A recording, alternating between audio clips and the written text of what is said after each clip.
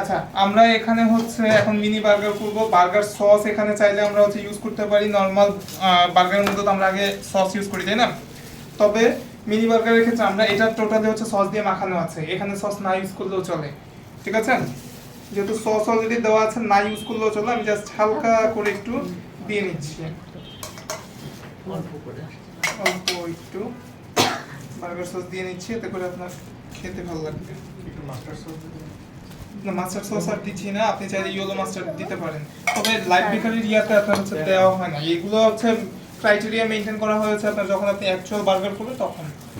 এখানে দিচ্ছি আমি লেটুস,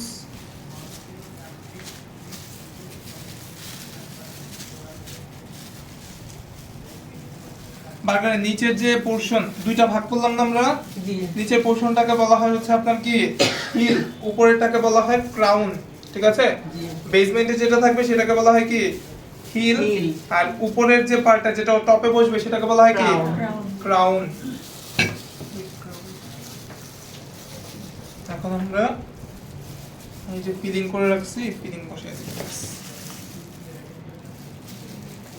চাইলে বার্গারের বানগুলোকে দুই পাশে একটু টোস্ট করে নিতে পারেন, তবে লাইভ বেকারিতে এগুলো কিছুই করে না। অ্যাকচুয়াল বার্গার করলে আমার দুইটা পাশকে একটু কি গ্রিলারে বা হচ্ছে আপনার কি প্যানের মধ্যে হালকা একটু বাটার দিয়ে হ্যাঁ। একটু হালকা টোস্ট করে নিতে হয়। আবার যদি হচ্ছে আপনার কি স্যান্ডউইচ মেশিন থাকে, স্যান্ডউইচ গ্রিলার আছে না, ওগুলো যদি থাকে তাহলে আবার কি করতে পারবেন, তখন আবার হচ্ছে আপনি চাইলে একটু গ্রিল করে নেওয়া যাবে। একটুখানি হচ্ছে একদম রেডি করার পরে একটু হচ্ছে গরম করে দিবেন আর কি। এই অফ করে দিব কি? না,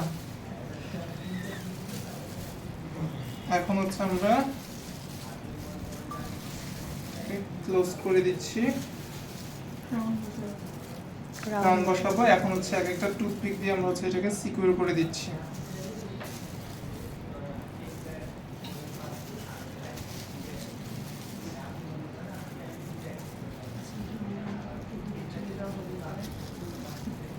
আপনার ব্ল্যাক অলিভ দিয়ে নিন, বাজেট কম। কি দিব?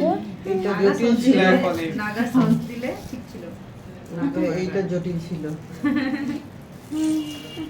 সবচেয়ে জটিল ছিল কিন্তু এটাই।